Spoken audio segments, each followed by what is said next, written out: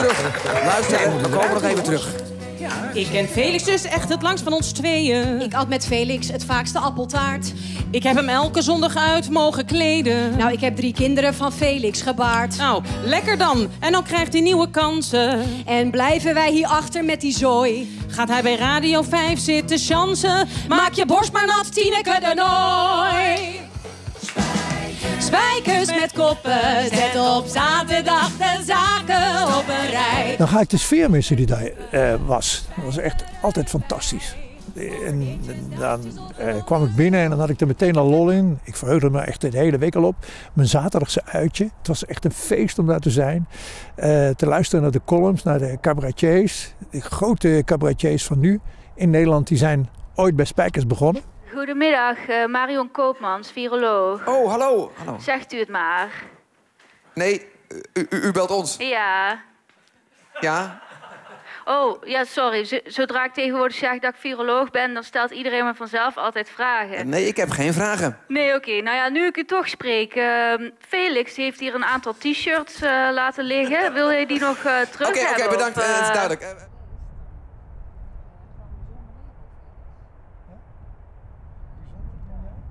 Eigenlijk ben ik tweetalig opgevoed. Ja. En dat kwam omdat mijn vader had TB. En ik kreeg het ook. En toen ik ongeveer leerde praten, toen zat ik in Maria Auxiliatrix in Venlo. En er waren zusters, volgens de overlevering van mijn moeder, uit Haarlem. En die spraken Nederlands. Dus ik heb daar Nederlands van geleerd. En dat zat nog in mijn ergens hier. Op het moment dat ik heel lang al dialect sprak. En me ging bemoeien met de radio. En toen kwam dat Nederlands weer automatisch terug. Corona, vaccin. Baalt u er ook van dat wij pas op 8 januari beginnen met het vaccineren... in tegenstelling tot landen als Frankrijk, Engeland, Duitsland en België?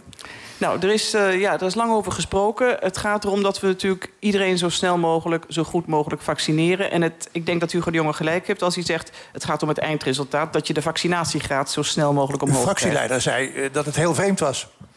Ja, nou, dat hoort er ook bij. Weet je, vanuit het kabinet hebben we een positie. En vanuit de Kamer moeten we, zoals wij dat als D66 doen... gezond, dualistisch, ook kritiek op het kabinet kunnen uiten... terwijl we er zelf in zitten. Felix Murders. Vanavond een bijzonder NOS-maal, want we staan aan de vooravond van het vertrek van het vlot De Sterke Jerke. En dat is een vlot van 60 vierkante meter, waarop straks, morgen vroeg, om 10 minuten over 6 Nederlandse tijd en om 10 minuten over 5 Engelse tijd 12 Friezen gaan zitten met de bedoeling naar Engeland te varen.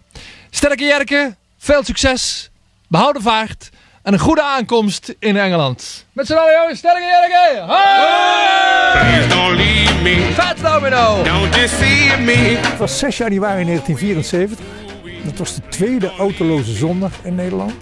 Ik moest dus op de fiets vanuit Bunde, waar ik toen woonde, naar de Geuselt. Ik had de fiets bij een vriend gezet. En daar werd ik gebeld door de eindredacteur van Langs de Lijn. Hey Felix, je moet aan de bak vanmiddag. Ik zeg, hoezo dan? Ja, Theo Komen is ziek en zijn vervanger van de ROZ die kan ook niet. Oh? Je zei toch dat je het zo goed kon, dat je het net zo goed kon als Dick van Rijn? Ja, maar mag ik nog 5 minuten nadenken? Nee. Dus ik de tribune op bij MVV Rode JC. MVV kende ik van haven tot gort. Ik was supporter. Maar Roda, dat leerde ik pas gaandeweg de wedstrijd kennen. Ik moest steeds op mijn briefje kijken wie er aan de bal was. En Pierre Vermeulen voor MVV, let wel, voor MVV aan de bal. MVV waar het al weken rommelt. Waar Barry Hughes gisteren op het punt stond zijn biezen te pakken. Maar hij heeft dan de toezegging gekregen van onder andere Melchior, de grote geldschieter, dat hij wat spelers mag huren. Ik ben er ook altijd trots op geweest dat ik uit Maastricht kwam. En dat heb ik ook altijd laten blijken. En het heeft me nooit in de weg gezeten dat ik uit Limburg kwam. Nee, eerlijk gezegd. Het begin een beetje, omdat ik daarop werd aangesproken. En dat er een technicus was die mij stoffige mijnwerker noemde. Maar daar heb ik me hartelijk om gelachen. Hallo. Ah, Connie Palme. Ja, ik heb hem gekend. Oké. We hadden een stomende affaire. We hebben elkaar gezien geweest. Oké. Het is een ontzettend bijzondere man. En ik heb een kaarsje voor hem opgestoken. Ja, sorry, u begrijpt niet helemaal. Ja. We nemen wel afscheid, maar hij leeft nog. Hij leeft nog? Ja. Oh, ik zit via de webcam mee te kijken, maar dat zou je niet zeggen.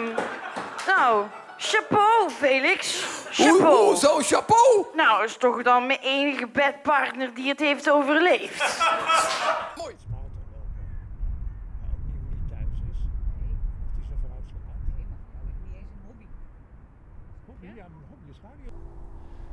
Nee, juist niet, denk ik.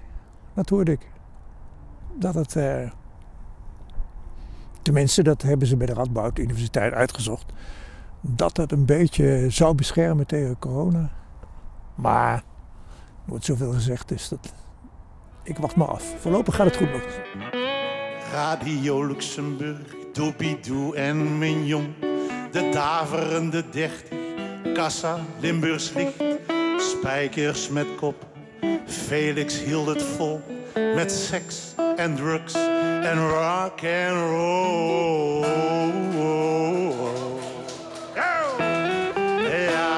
Ja, hij krijgt nu 1 nacht alleen.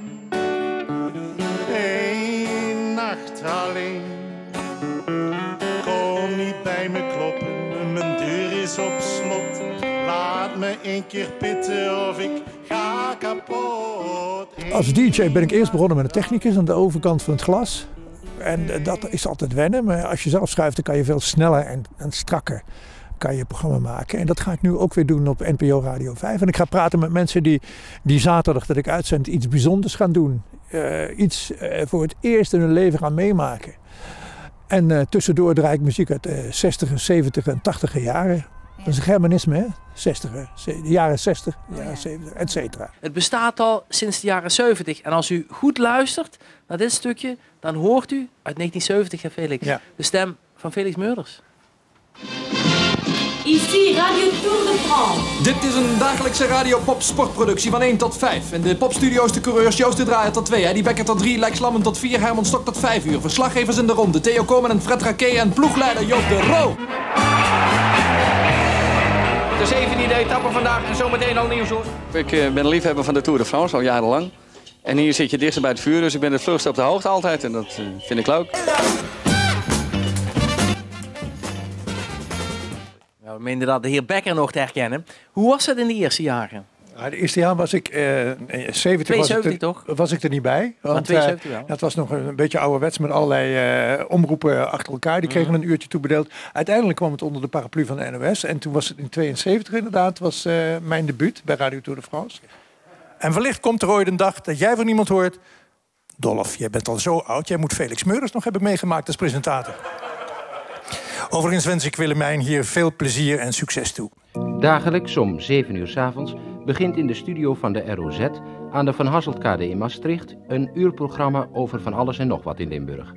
Zo'n 20 medewerkers reizen en telefoneren dagelijks Limburg en omstreken af om de Limburgers via de zenders Hulsberg en Roermond te laten horen hoe ze leven. Licht Limburg, ja. Dat waren artiesten van zowel Nederlands als Belgisch Limburg. En daar heb ik in het, zeg maar in het dialect heb ik dat gepresenteerd. En heb ik die lui geïnterviewd, want die kosten dan beter zingen als ze in hun eigen taal te woord worden gestaan. Zaterdag 2 januari om 10 uur begin ik op NPO Radio 5. Waar ik hier vertrek als senior, word ik daar binnengehaald als de jonge god. Ik ben nu officieel de Benjamin van Radio 5. Jullie gaan nog veel van mij horen, dank jullie wel. Felix Meurders, dit was Spijkers met Koppen. Dankjewel, goed weekend, bye. Spijkers met Koppen.